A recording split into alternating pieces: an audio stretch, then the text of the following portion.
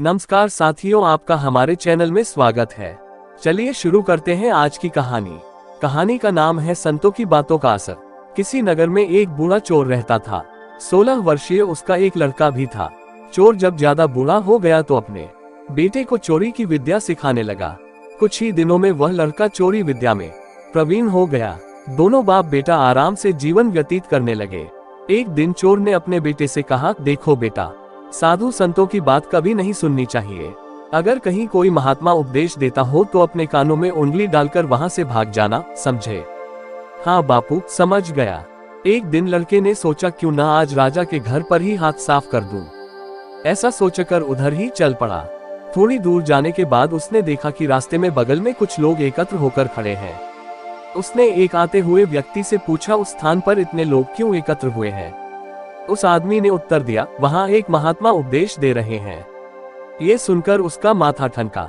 इसका उपदेश नहीं सुनूंगा, ऐसा सोचकर अपने कानों में उंगली डालकर वह वहां से भाग निकला। जैसे ही वह भीड़ के निकट पहुंचा, एक पत्थर से ठोकर लगी और वह गिर गया।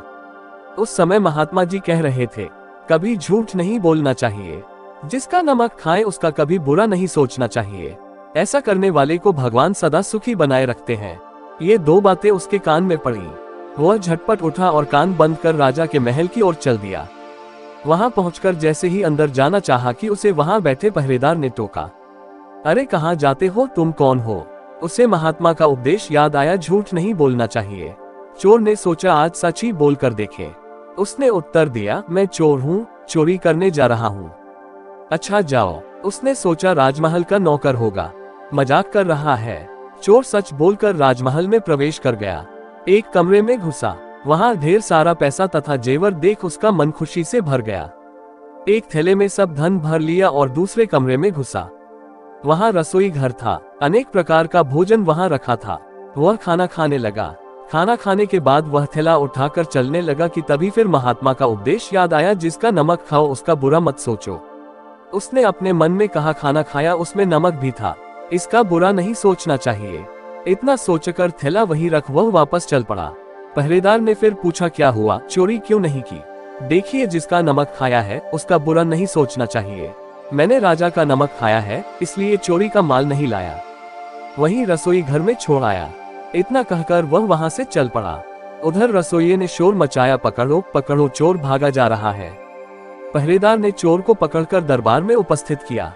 राजा के पूछने पर उसने बताया कि एक महात्मा के आधार दिए गए उपदेश के मुताबिक मैंने पहरेदार के पूछने पर अपने को चोर बताया, क्योंकि मैं चोरी करने आया था। आपका धन चुराया, लेकिन आपका खाना भी खाया जिसमें नमक मिला था। इसीलिए आपके प्रति बुरा व्यवहार नहीं किया और धन छोड़कर भागा। उसके उत्तर पर राजा बहुत खुश हुआ और उसे अपने दरबार में नौकरी दे दी। वह 2-4 दिन घर नहीं गया तो उसके बाप को चिंता हुई कि बेटा पकड़ लिया गया।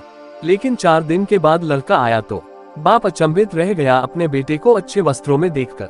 लड़का बोला, बापूजी, आप तो कहते थे कि किसी साधु संत की बात मत सुनो, लेकिन मैंने एक महात्मा की बात सुनी और उसी के मुताबिक काम किया, तो देखिए सच्चाई का फल, मुझे राजमहल में अच्छी नौकरी मिल गई।